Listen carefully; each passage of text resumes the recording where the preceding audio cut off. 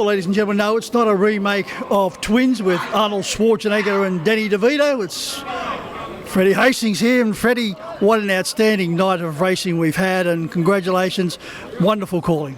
Thanks, Mick. Yeah, it was a great night. Some great horses all night, and to see King of Swing go back to back was a real thrill. Outstanding performance. Once he got to the lead, that was the end of the section.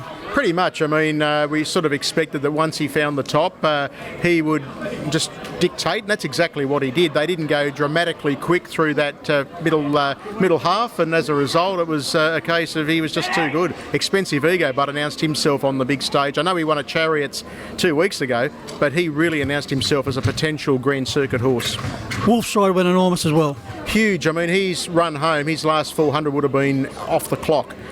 He was probably a good 15 metres off the leader at the quarter marker, and he's been beaten 7.5, so he's picked up a stack of ground.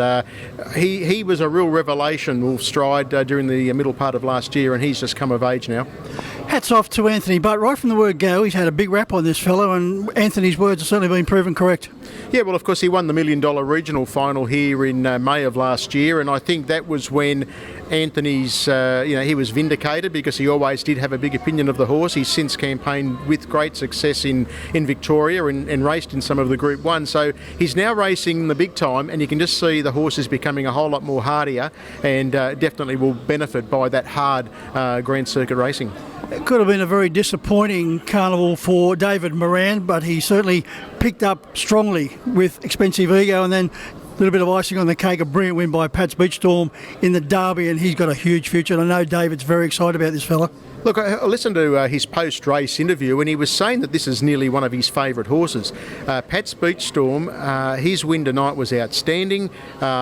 He had to do a little bit of work at different stages of the race, but he was just dynamite at the end of the race, and it was a little some small compensation, I guess, for what happened with Lochinvar Art. Nothing will replace having a Miracle Mile runner, but at the end of the day, the horse did the right thing for him in Pat's Beachstorm. Max Shard was brilliant in the free-for-all. Majestic Man sensational in the trotter, so it's been an outstanding night of racing. Yeah, look, Max Shard did what we expected him to do. Probably there was some argument that he may have been a bit stiff not getting a Miracle Mile berth, but it wasn't to be. But again, he picked up something out of the dregs with a Group 1 win, a $100,000 race. And Majestic Man, I guess he just did what we kind of expected him to do. It was a very effortless win, 2 seconds or 1.9 outside Maori Times record, but the time didn't matter. He just cruised to the wire and won another Group 1 here in Australia. Regular viewers would know Fred have been singing the praises of the younger brigade, Cameron Hart and Jack Callaghan, and they stood up on the big stage tonight.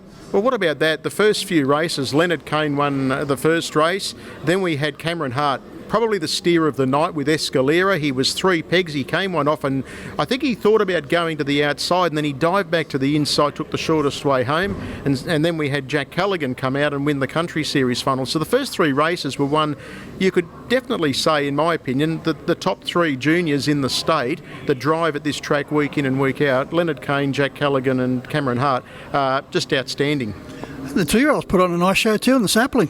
Oh, he's a nice horse, that Mr. Ray. I think he's a really nice horse. The way he obviously still learning what it's all about. Got a little bit deep going out of the straight, but showed good gate speed, and then had a real turn of foot, real acceleration at the end of the race. And as you well know, and I'm sure most of our viewers know, when a horse can accelerate away and put on a turn of foot, that's when there's a mark that they're a very good horse. Well, Fred's been an outstanding Miracle Mile Carnival over the past 4 or 5 weeks. You've certainly played a big part in that, and no doubt we'll have another big program of racing here next Saturday night. We look forward to bringing you all the coverage. Until then, good punting.